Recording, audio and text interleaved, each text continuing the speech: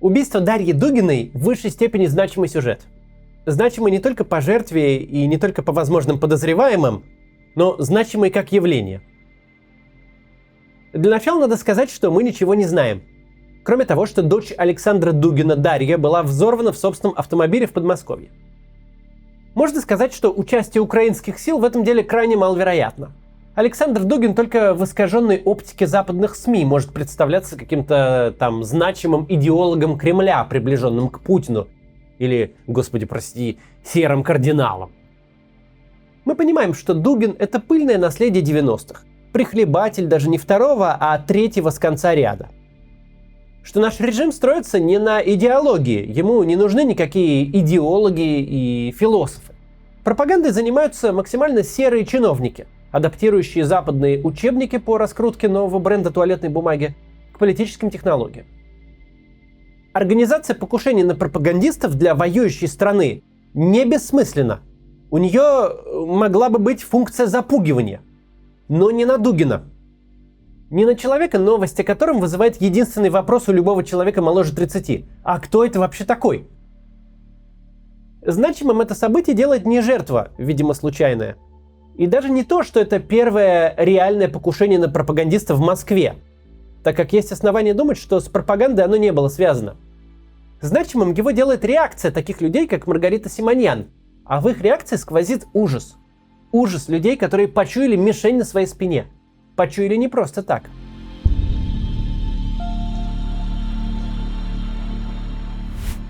В свободное от публичного людоедства и призывов к массовым убийствам время гранды нашей пропаганды понятно чем заняты.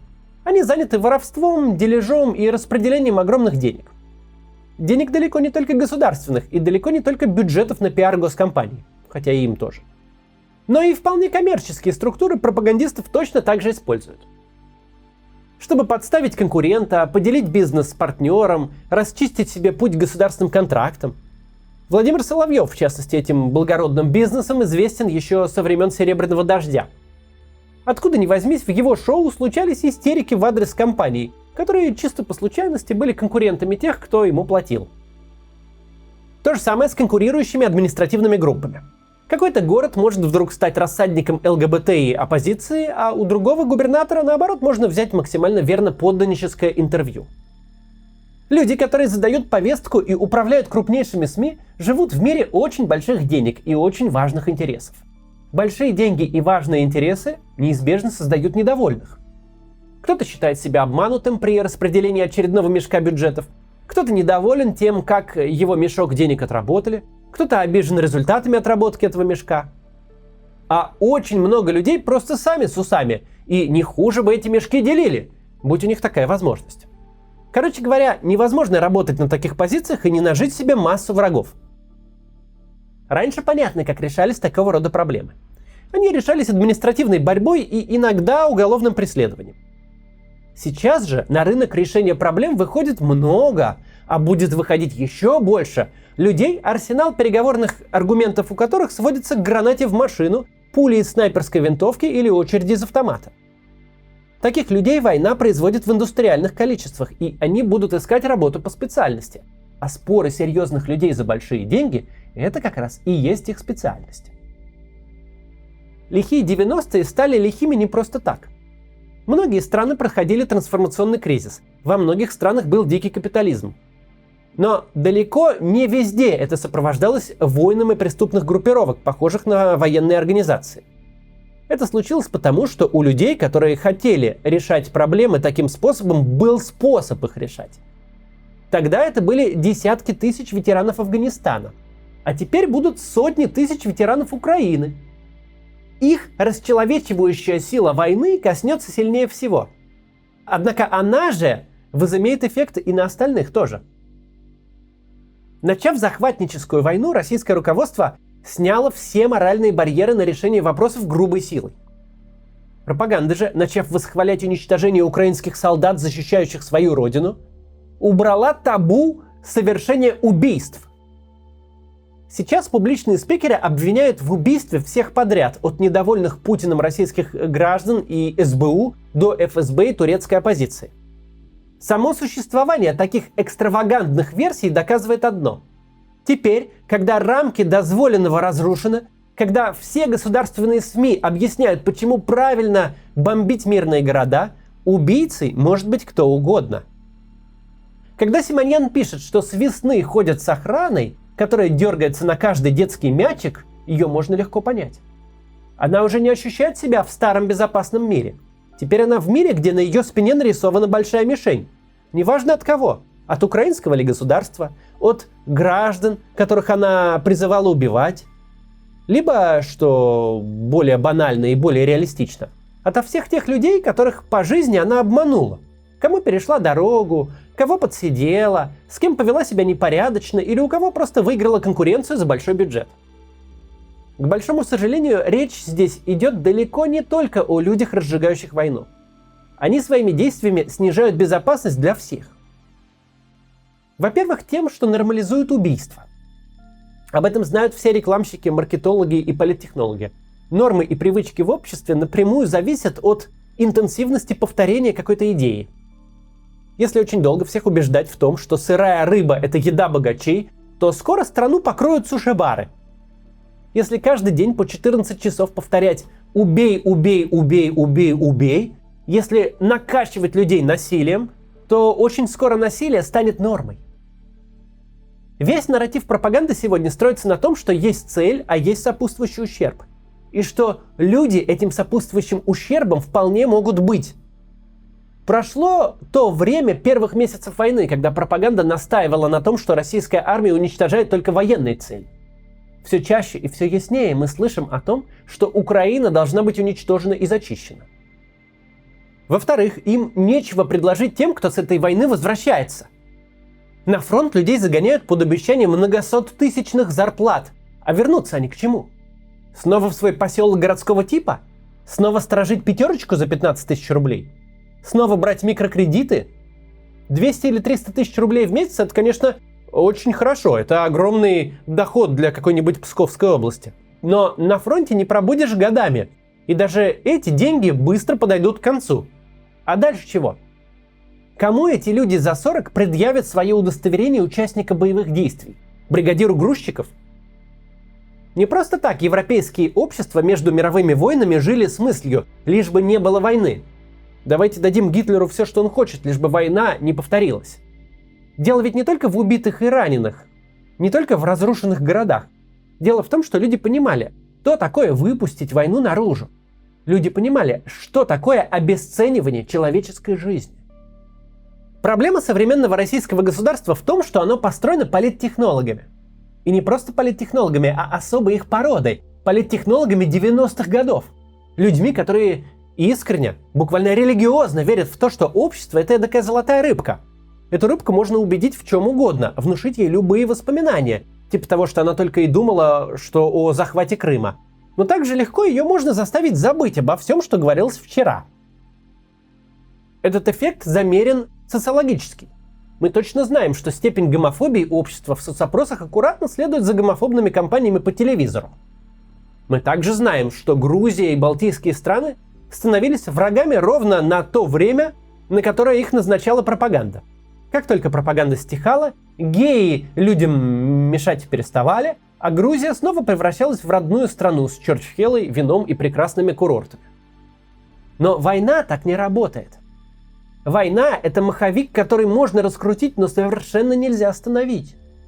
Война реально рушит цену человеческой жизни. Война говорит людям: если вы можете решить свою проблему насилием, то решайте. В отличие от пропаганды, она меняет не реальность в головах зрителей, она меняет саму реальность. Война делает аморальное поведение выгодным и рациональным. Она поощряет отсутствие совести, распределяя ресурсы и уважение в пользу тех, кто больше всех обманет, украдет и убьет. Она поощряет таких людей, как Константин Тулинов, тот погибший зэк, которого недели 2 назад героизировал Михалков.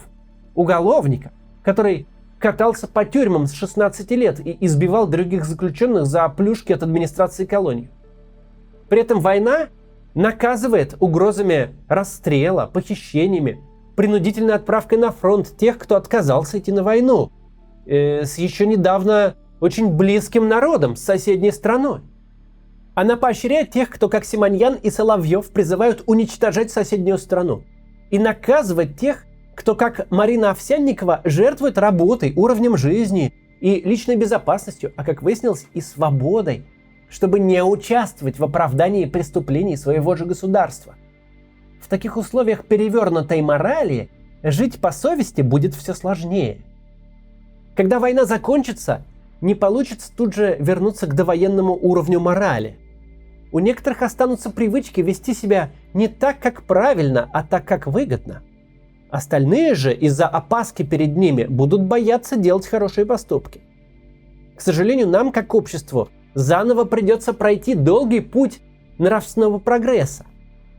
Снова учить, что хорошо, а что плохо. Учиться уважать право других на жизнь и свободу. Учиться доверять друг другу. И чем больше месяцев пройдет с начала войны, чем привычнее станет расчеловечивающая военная пропаганда, чем больше людей, умеющих хорошо держать оружие, с поломанной психикой вернется домой, тем в больший мрак загонит нас эта война. И от этого ощущения, от того, что жизнь в России точно станет суровее и опаснее, стало некомфортно даже ведущим пропагандистам. Мы видим это в их телеграм-каналах. Это прямое, пусть и неохотное, признание в том, что они заигрались.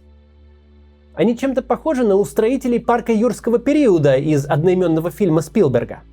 Всегда казалось, что оживленные доисторические рептилии будут развлекать туристов и приносить доход, а если не будут, лавочку можно прикрыть.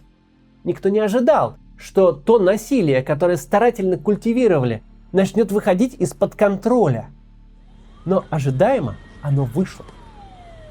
Плохая новость в том, что России с этим жить, и ситуация будет становиться хуже, а не лучше. Путин, который все это развязал, 70-летний мужчина, он избавит нас от себя чуть раньше или чуть позже, по естественным или по насильственным причинам, но все-таки избавит. А что делать в ситуации, где рождается рынок насилия? Это вопрос. Где переговоры с оппонентом или конкурентом через убийство станут нормой? Это вопрос. Где насилие будет порождать насилие? Это очень большой вопрос. В самом начале войны Арнольд Шварценеггер, сын австрийского солдата вермахта, записал ролик про своего отца, чья травма, полученная в армии, была перенесена через всю жизнь и очень больно отразилась на всей семье. Арнольд Шварценеггер – это исключительный пример человека, который не просто преодолел свою травму, но добился выдающегося успеха в чужой стране. К сожалению, это также пример того, что приученное к насилию общество будет очень долго его изживать и воспроизводить через поколения. В конце ролика я хочу сказать вот что. В Твиттере и в других местах я вчера видел разные реакции на гибель Дарьи Дугиной, в том числе и даже радость. Люди начинали искать ее высказывания и как бы объяснять, что убить ее, что ли, было как-то, нормально. Война многих сломает. У многих собьет компас на предмет, что такое хорошо, а что такое плохо. Но мне хотелось бы попробовать сделать все, чтобы мы тут с вами попробовали сохранить нормальность. Дарья Дугина не была солдатом, не погибла в зоне боевых действий. Она не была не то что в первом, но даже в 131-м ряду пропагандистов. Да, многих пропагандистов придется судить за разжигание войны. Но это не значит, что их можно брать и убивать. Никого нельзя брать и убивать. Смерть Дарьи Дугиной – это ужасная трагедия, и мне жаль ее семью и ее саму. Лучше бы этого не случилось. Давайте постараемся сохранить себя и не радоваться чужим смертям. Главная проблема для нас в том, что Владимир Путин, уходя, оставляет нам довольно скверное наследство. С наследством этим мы ничего сделать не можем, оно уже наше. Никто нам другую страну не даст. В чем наша задача? Наша задача в том, чтобы не стать частью того мира, который строит Путин. Чтобы не стать частью мира, где убийство – это просто еще одна опция решения проблемы. Когда мы с вами задаемся вопросом, нормально ли радоваться чужой смерти, это путь в мир Путина, в мир гражданской войны. Нам предстоит очень тяжелая дорога после Путина, чтобы вернуть российское общество в норму. Но чтобы у нас был шанс этот путь начать, мы должны остаться хранителями нормы. хранителями нормы на том уровне, что смерть – это плохо, а убивать неправильно.